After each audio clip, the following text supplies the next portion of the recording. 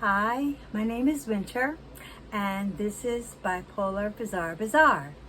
Today is May 31st, and this is the third comment that I'm going to make about my experience being diagnosed with bipolar disorder. And my comorbidities are, like I said, I don't like to remember them, ADHD, dyslexia, depression, and a few others. If you went and did your homework and looked at and you Googled famous people that are bipolar, you would have found a list of a lot of people that were diagnosed as bipolar and the struggles that they went through before they got themselves together. So I made a list, and this is the list right here. So let's see, we have Mariah Carey, who said that once she found out that she was bipolar, she got herself together and she went on and started writing her music and going on about her business. Then there's Carrie Fisher and Bebe Rexha. She wrote Eminem's song. She co-wrote Monster, and she also wrote this song called Meant to Be, which is one of my favorite songs. If it's meant to be, it'll be meant to be. So look that song up. It's called Bebe Rexha, and it's called Meant to Be, and I love that song. Also Mel Gibson, Demi Lovato, Russell Brand, who is my absolute favorite. You have to check him out on YouTube. I love his commentaries. Russell Brand is right on it. Brian Wilson from what is it? Back in the day. Jimi Hendrix, Ernest Hemingway. He said, if you want to learn how to write, if you want to know how to write, just sit at the typewriter and bleed. Ted Turner, Catherine Zeta-Jones, Vivian Leigh, Gone with the Wind, Frank Sinatra, Sinead O'Connor, Jean-Claude Damme, Jane Pauley, Patty Duke, and guess what? Winston Churchill. So, anybody that's bipolar, we're in great company. So, also with the alcohol and drug abuse, sometimes, people that are bipolar, well, most of the times, people that are bipolar and haven't been diagnosed self-medicate, and they're not diagnosed until later on after they become addicted to drugs and alcohol and have to go into rehab and find out they are bipolar. Sometimes they're not bipolar, even though they're drug addicted, but they find out they have other problems. And some of those people, though, have become, after they've come out of rehab from their addictions, some of the famous people are Eddie Falco, Matthew Perry, Robert Downey Jr., and you know about his story, Ben Affleck, Bradley Cooper, Drew Barrymore, Elton John, Jamie Lee Curtis, Daniel Radcliffe from the Harry Potter movies.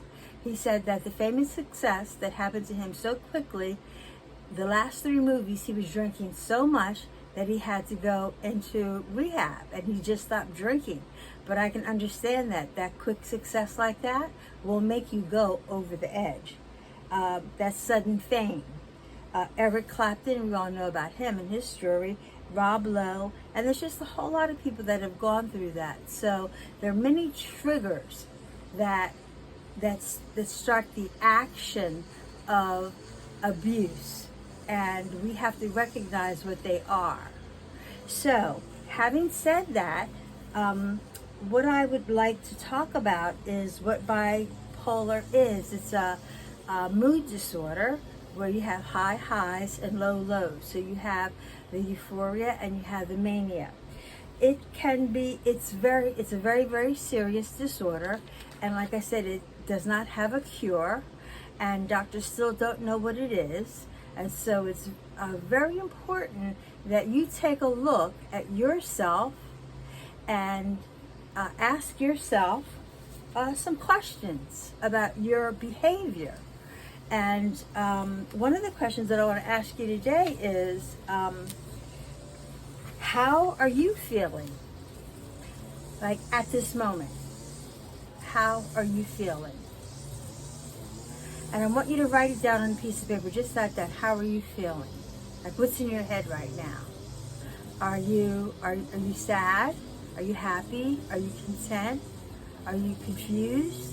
Are you upset? Are you anxious? Do you have anxiety? Are you living in fear? Are you having financial problems? Are things out of control? Like, what's going on you with right now? Like, what are the, like, 3 things that are, like, with you right now? Because that's really important during these times. Why I am doing this is that people are telling me what's going on with them. And what I'm hearing is not good. Nobody's happy. Everybody's got a problem. Everybody's confused about what's going on. And everybody thinks that it's going to go back to normal. We've had problems before COVID. It's just been exacerbated and opened up a can of worms and just spilled them out all over the place because of COVID. So COVID kind of just like helped to bring out whatever's going on with everybody and exposed all of this, and now we have to deal with it. But it's not going to go back to normal. What we have to accept is that things have changed. And because things have changed, we have to deal with a new mindset. So what is your new mindset going to be? And if you need new tools to deal with your mindset, that's why I made the post on Instagram of all the books that I have used and read over the years to help me deal with my diagnosis as bipolar.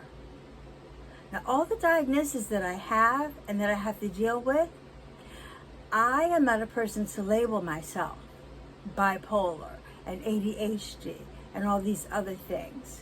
But I have to accept that my behavior are all those things that everybody sees in me. And the way that they react to me is by what they see. So I have to be very conscientious of how I am, how I react to certain situations, how I respond to situations, because how you react and respond to situations is everything. People are going to say things to you that are going to trigger you, which used to be called push my buttons. Now they call it triggering. However, if you are bipolar and you are triggered by something, it can set you into a major spiral of depression that will put you so low that you cannot get up, that you cannot move, that you cannot get your thoughts together, that you cannot understand what's going on. And that's when you need to seek treatment, because it can lead to suicidal thoughts. When it leads to suicidal thoughts, then you need to talk to somebody and say, this is what's going on with me. That's why it's very important that the person that you're talking to is somebody that you can confide in. And this is what I found with me, is that I have very few people that I can talk to about my disorder, and I am so blessed that I have found friends that I've been able to talk to that don't judge me. They help me with no judgment whatsoever. However, my family that I grew up with are the ones that have judged me. And they're the ones who I have to stay away from. Family. The person who wrote that sign that says family is everything, and family means everything to me, and family is the end all of whatever and whatever, I just want to like punch them, okay?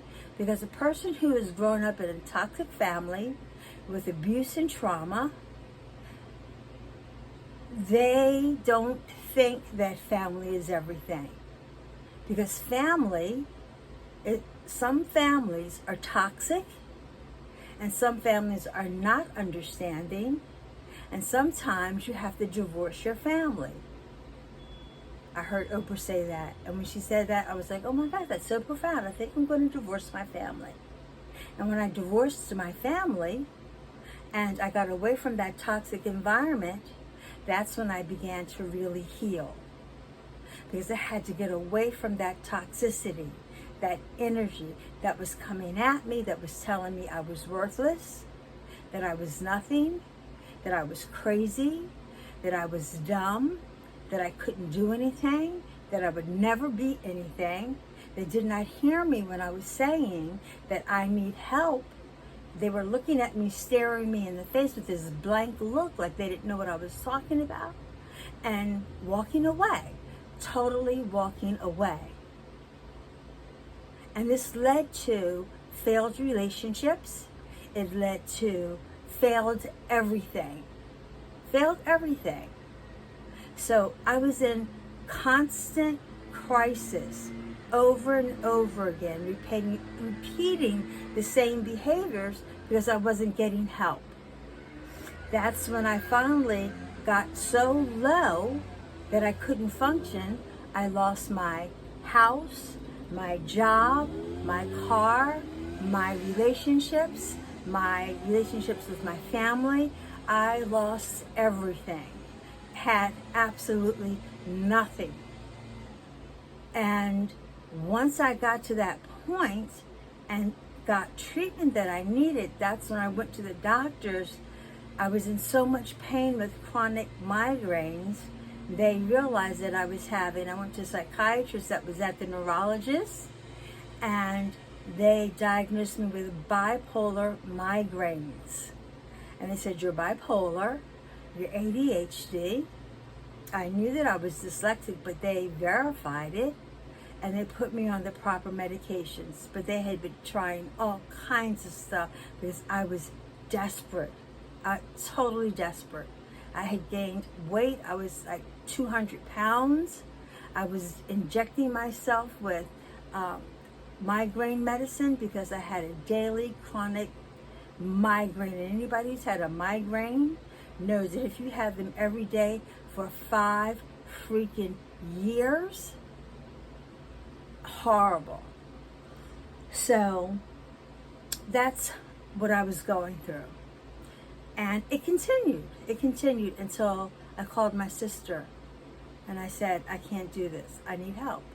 And she told me to come to Atlanta in 2012, and I recovered.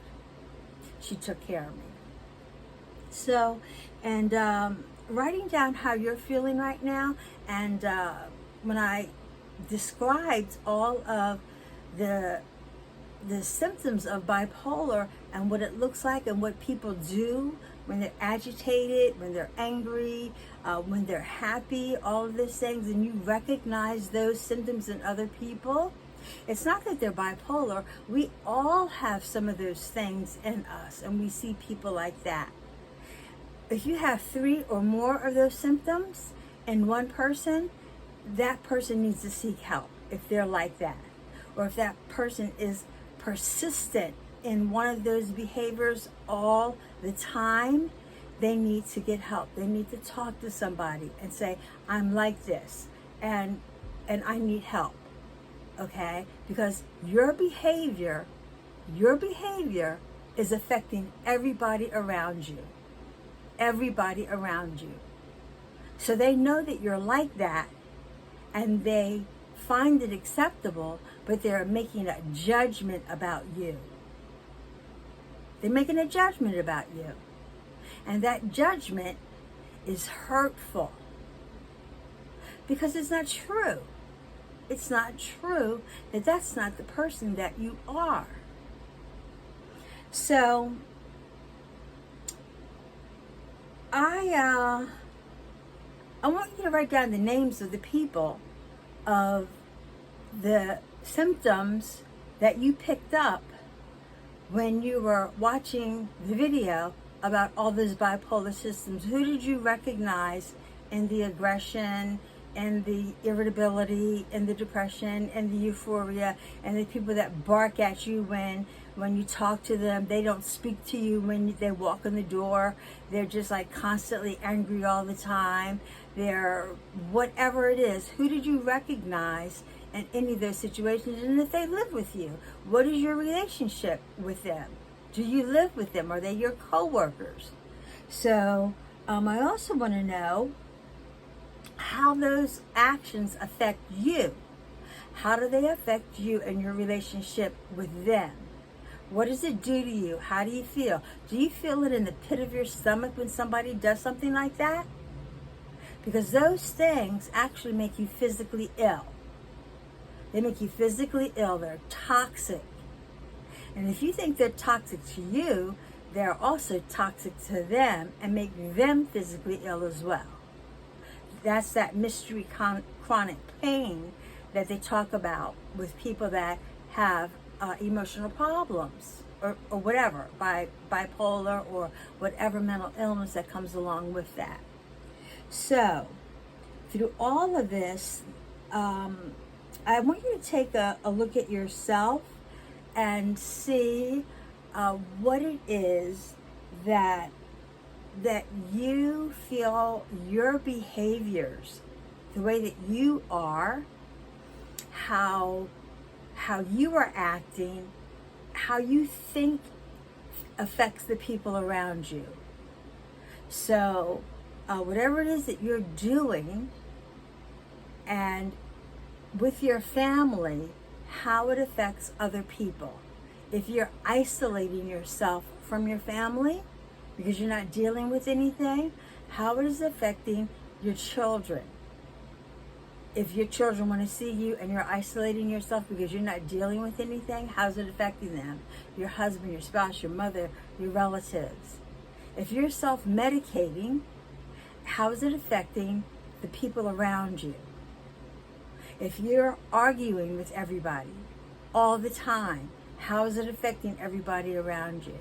If you're irritable all the time, if you're sleeping all the time, if you don't get out of the bed, if you're shopping all the time, spending all the money and ruining the budget, how is it affecting everybody all the time?